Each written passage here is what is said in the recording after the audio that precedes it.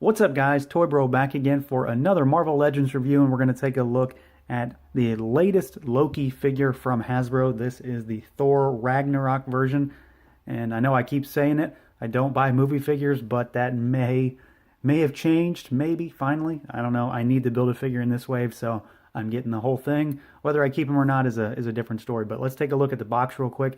It's what we've all come to expect. We've got our figure. We've got our Build-A-Figure piece. We've got some artwork on the side of Loki.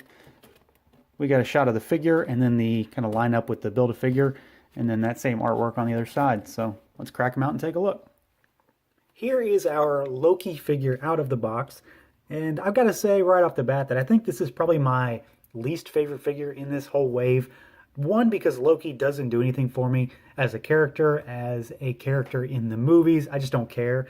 Doesn't really do anything for me. And I'm not too keen on this particular outfit that he's got going on. I also think there's some weird design choices with the figure itself. So with all that said, let's take a look at him. To begin with, we'll do articulation because that's the easy stuff. We'll get it out of the way. So the head can swivel. It's on a hinged ball joint. It's got a decent range of motion, but obviously the hair is going to get in the way. The arms can go up about 90 degrees, and then they can rotate around. The shoulder pads are going to get in the way of that upwards movement, obviously. He does have bicep swivel. He has double jointed elbows, and they can go up pretty far, so articulation there is good. We've got hinged wrists with rotation. He does have an ab crunch, and let me just pull that cape off, and he does have a waist twist. The legs can go out only about that far. They kick forward a decent bit, and then we've got pretty good kick on the backswing. There is a thigh cut, as is the norm. We've got our double jointed knees, and then we have a hinge and a rocker at that ankle. So I said that there was some weird design choices with this figure, and most of it lies in with what you just saw. So the cape, I had to take it off, and it really was about to fall off anyway. But the way the cape works is that it has two pegs. There's one here, and they fit in to holes on the shoulder. They just don't sit very well. That's really all it comes down to. It's one, hard to put on unless you take the head off, especially for me. I have a hard time putting it on if the head's not removed from the figure, which isn't a big deal. It's just, I shouldn't have to do that. And ultimately, this is not, this is part of the outfit. This is integral to his look. I guess he maybe doesn't wear it in the entire movie, so that's why it's removable to a degree. But at the same time, it should have been attached a little differently, I think. The pins are just kind of oddly pointed, and then they are gummy as well. So you'll try to put it in, and it'll just sort of flop around in there, which doesn't really help. So what I ended up having to do is pop that head off, and you can more easily get it in there. Even doing this way, you still have to kind of line it up just right, and then pop the head down on top of it. So the hair does keep the cape in place a little better, which is nice, and that's helpful. But at the same time, it's still kind of a hindrance, and if you screw around with it just too much, it is going to pop off. It's not the end of the world, but at the same time, it's an annoyance on a figure I really don't care about to begin with.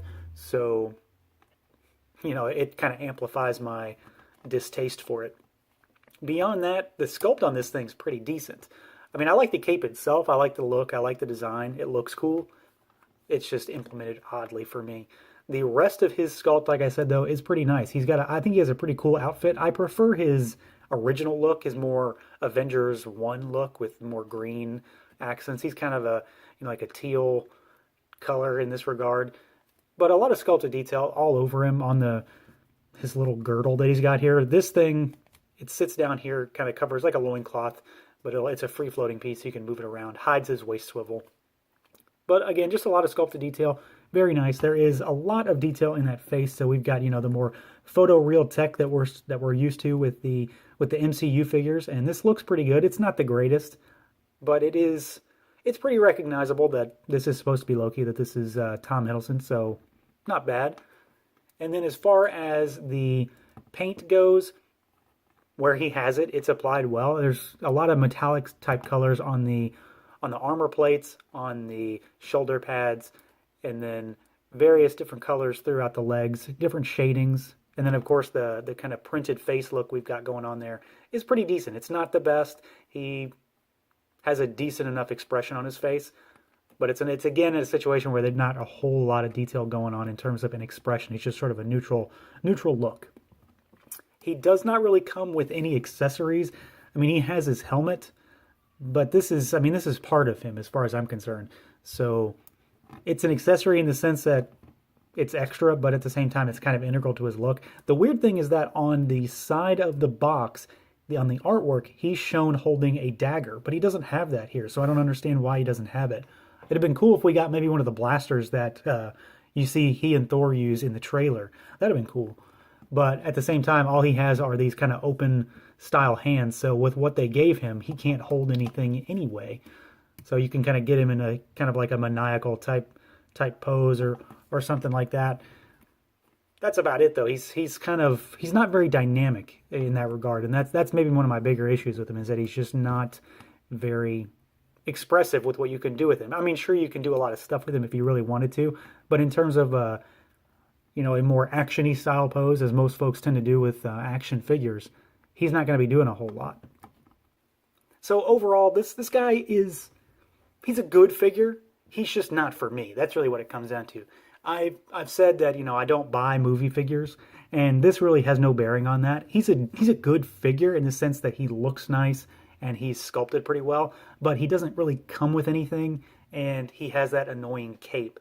So he'll fit well with the Thor, Loki, Hela display that I'm going to have going, which is fine for me, but at the end of the day, he is definitely bottom of the barrel for me. I was thinking that the comic style Thor was going to be my least favorite in this line, or in this wave, but it's ended up being Loki, and it's just because he doesn't really have a lot going on. He's the basic figure for me, so that's really all it comes down to. Not a terrible figure. He's a good representation of the actor and the character in the film, but ultimately, as far as a figure goes, he's just kind of not really doing it for me. So that is going to do it for this little look at the Thor Ragnarok Loki figure from Hasbro. Let me know what you guys think about this figure, about this wave, down in the comments.